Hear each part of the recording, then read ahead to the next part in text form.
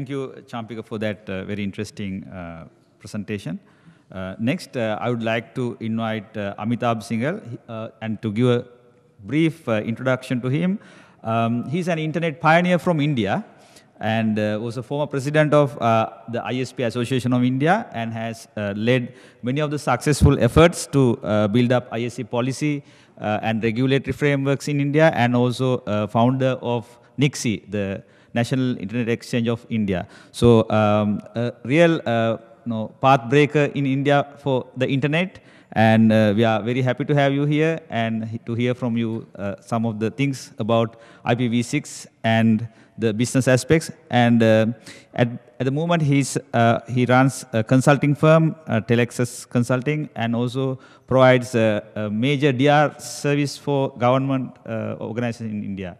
May I welcome Amitabh?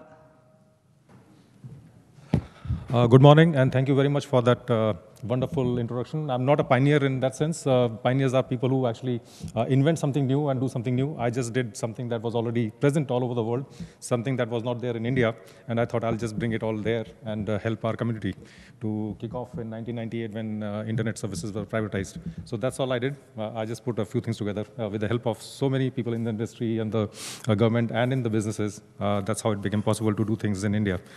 Okay. The Champika, I think he raised the first important point from where I'm going to continue, which is about why IPv6. And I'm talking purely from the management point of view. I'm not going to talk about technicalities. I think Champika has given you enough on the technical aspects of how allocations are done. In fact, there was an interesting question on the side by Holly, who's going to be the next speaker, is about people raising issues on allocation. Some countries have this habit of raising an issue saying that, why don't we get enough v4 addresses? Others are walking away with it. And I think our answer used to be, please understand the allocation process, justify the need, and take addresses as you want. So it was not some political conspiracy, I suppose.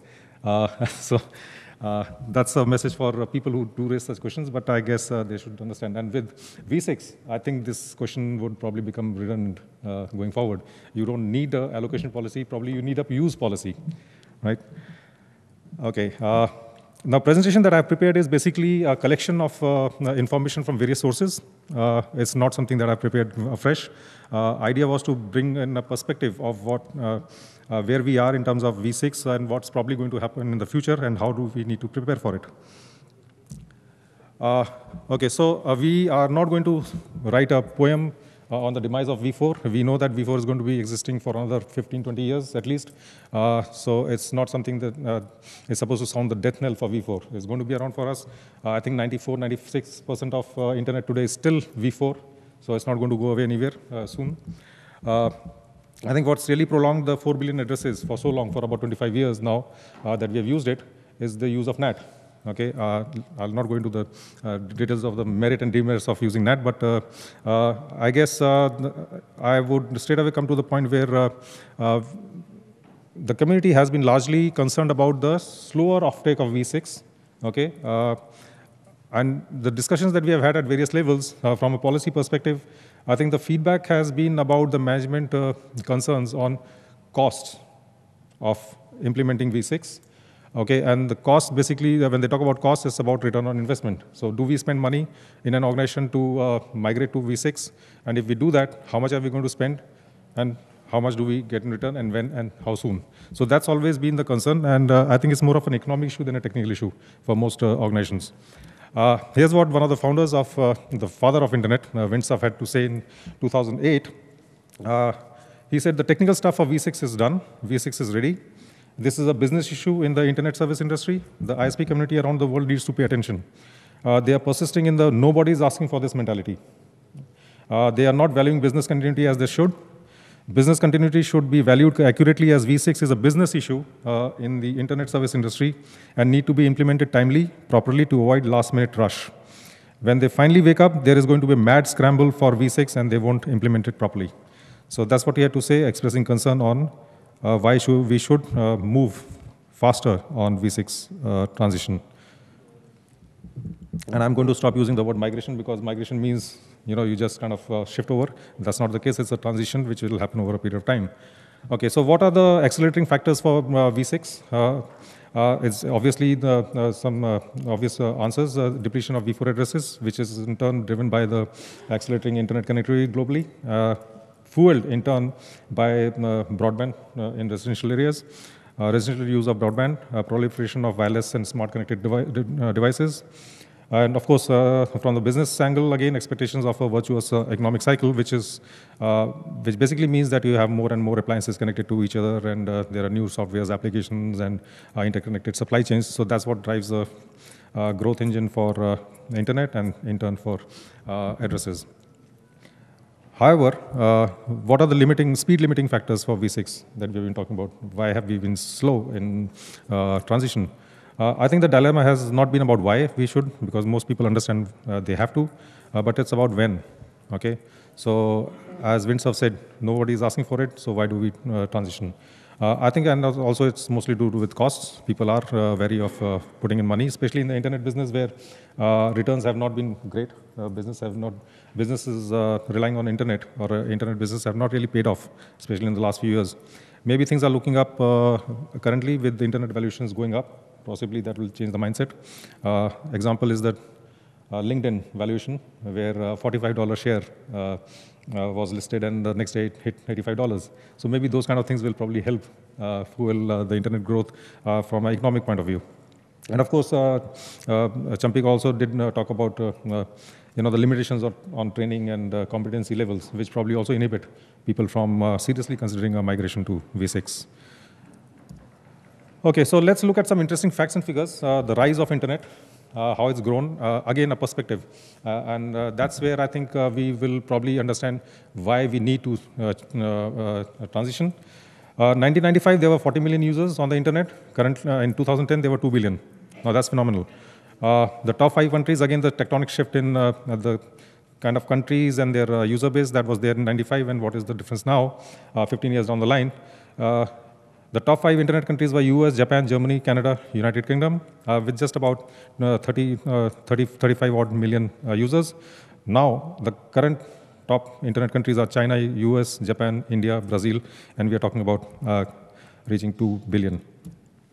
A lot of information here. I'm not going to go through all this, but just a few points here. Look at email, okay? 107 trillion number of emails that were sent in 2010. 294 billion average number of email messages per day. Okay, that's the volume of things you're doing on the internet. Okay, there's so many other details here. Now look at the websites. Okay, in 1995 there were 23,000 odd websites. Today we have almost 298 million websites, which is a 13,000 times increase in the number of websites. So that's the exponential growth that we're talking about, which is directly related to the addressing mechanism that we have to transition to. Of course, growth in web servers to fuel this growth. Domain names, 202 million domain names. Okay, I happen to be on the board of one of these, which is the third largest, which is .org. The domain name business is growing about 7% every year, so that's a decent trend, healthy enough. Look at social media, again, engine for growth for internet. We have things like Twitter. There were 175 million people on Twitter as of September 2010. 600 million people on the Facebook at the end of 2010. And look at Facebook and internet. In 1995, the size of internet we have talked about. Now today, FB is 15 times larger than the internet itself was in 1995. Okay, so that's one network having overtaken internet, which was at a certain stage a few years back. Of course, 20 million applications are being installed via Facebook every day.